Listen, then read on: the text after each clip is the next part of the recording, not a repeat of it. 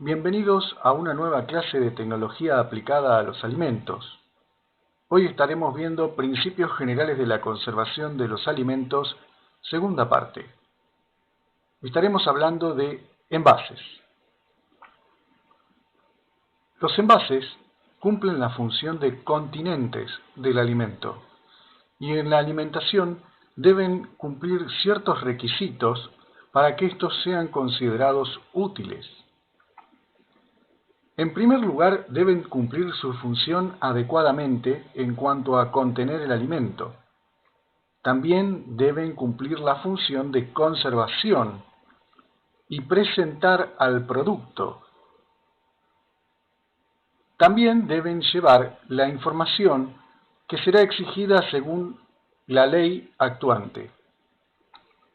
En este caso es importante verificar las exigencias legales para cada producto y en cada región y consultarlas periódicamente, dado que la legislación sufre cambios en forma continua.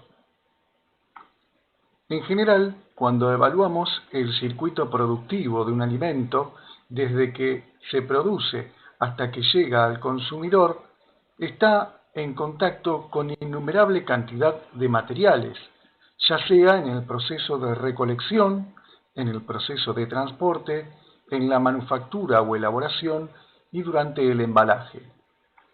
Refiriéndonos al material de embalaje, este debe responder a ciertas características específicas, como son el ser inerte químicamente, responder a ciertas propiedades físicas y mecánicas, ser carente de toxicidad y estar fabricados según la reglamentación vigente.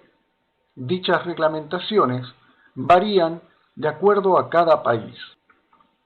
Entre las ventajas que podemos mencionar acerca de los envases, podemos decir que aumentan la conservación del alimento, mejoran las condiciones higiénico-sanitarias del mismo, facilitan la distribución de dichos alimentos y constituyen un gran atractivo para el consumidor. La naturaleza composicional de los envases ha ido evolucionando conforme ha evolucionado el hombre. Desde las antiguas vasijas de arcilla utilizadas como envases por los antiguos egipcios hasta los actuales envases formados principalmente por papel, cartón, madera, vidrio, cerámicas, metales como la hojalata, el acero inoxidable o el aluminio, y los más modernos en base a polímeros orgánicos como pueden ser los plásticos, los cauchos y los elastómeros.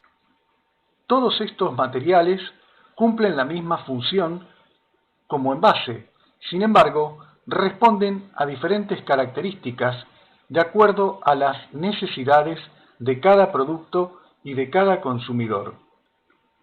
Dependiendo del uso que se le dará a dicho alimento, se eligen los envases que van a contenerlo.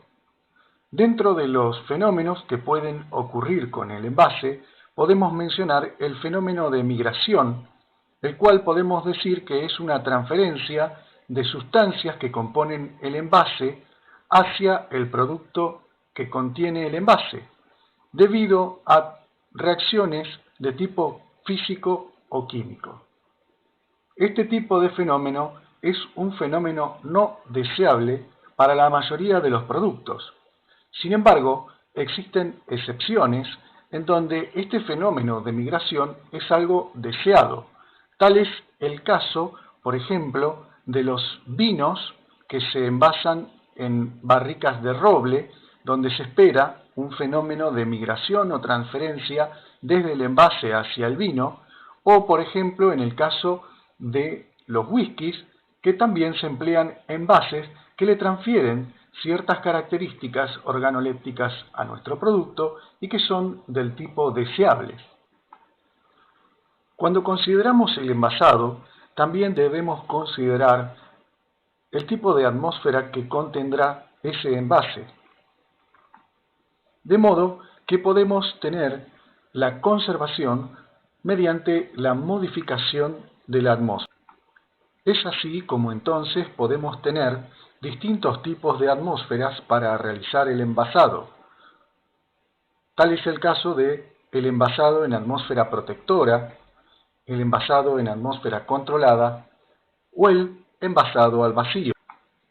Refiriéndonos al envasado en atmósfera protectora, podemos decir que básicamente el proceso consiste en modificar la composición del aire que compone la atmósfera dentro del envase y de esta forma podemos controlar las reacciones químicas, enzimáticas y microbiológicas que se van a producir durante el almacenamiento de dicho producto.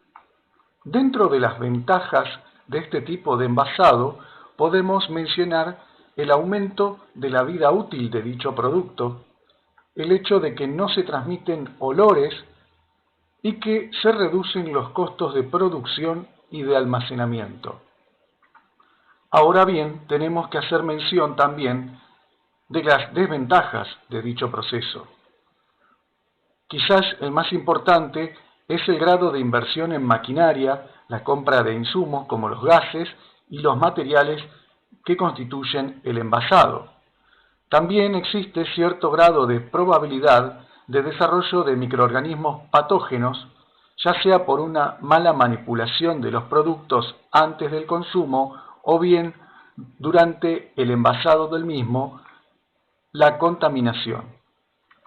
Normalmente este tipo de envasado se realiza con productos tales como carnes rojas, pescado fresco, vegetales y algunas comidas precocidas. La modificación de las atmósferas de envasado es muy variable dependiendo del tipo de alimento que se desea envasar. Por ejemplo, uno de los gases que se utilizan son el dióxido de carbono en concentraciones que pueden variar de 25 al 100%. Frecuentemente se lo emplea como inhibidor del crecimiento microbiano, sobre todo para bacterias gram negativas aeróbicas, que son fundamentalmente responsables de la descomposición de los alimentos. En general, este tipo de atmósfera protectora es poco efectivo contra las bacterias ácido-lácticas y algunas clases de levaduras. También se pueden emplear gases como el nitrógeno, que retrasan el desarrollo de bacterias aerobias productoras de la descomposición de los alimentos, también desplazando al oxígeno, y de esta forma ayuda a retrasar la oxidación, previniendo el enranciamiento de muchos tipos de alimentos. También es fundamental su uso en algunos envases, actuando como relleno y evitando el colapso del envase sobre el alimento. De esta manera, protege el alimento físicamente. En este caso podemos dar como ejemplo los snacks, como las papas fritas, que contienen un envase voluminoso que en su interior contiene gases a alta presión para favorecer justamente que el envase no deteriore el producto. En otros casos se puede manipular la concentración de gases, como quitar un tipo de gas, tal es el caso del oxígeno, donde se puede eliminar o reducir a niveles bajos, ya que es necesario en algunos casos para favorecer la respiración de frutas y hortalizas, o en el caso de las carnes, para mantener el color rojo de las mismas. También es posible usar otro tipo de gases, aunque su uso está menos difundido, tal es el caso de monóxido de carbono, cloro, óxido de etileno, ozono, óxido de propileno o dióxido de azufre.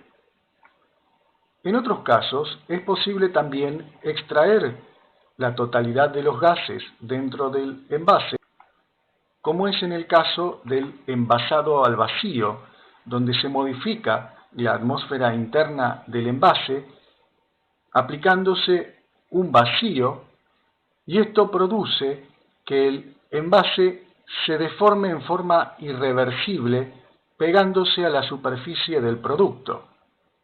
Normalmente se utilizan plásticos que son aplicados con calor, lo que se denomina plástico termocontráctil, y su uso está ampliamente difundido, sobre todo en la industria cárnica y en la industria de los quesos y los fiambres. Por último, nos queda hablar del envasado en atmósfera controlada. En este caso, se controlará la concentración de los gases presentes en dicha atmósfera. Normalmente, esto se regula para distintos tipos de productos, empleándose normalmente para productos que se envasan en grandes envases o bien en el almacenamiento previo al ser envasados para conservarlos por más tiempo. De esta forma, el objetivo principal de este tipo de envasados es el prolongar la vida útil del producto antes de llegar al consumidor. Bien, espero que haya sido claro, que hayan entendido y bueno, nos encontramos en la próxima clase.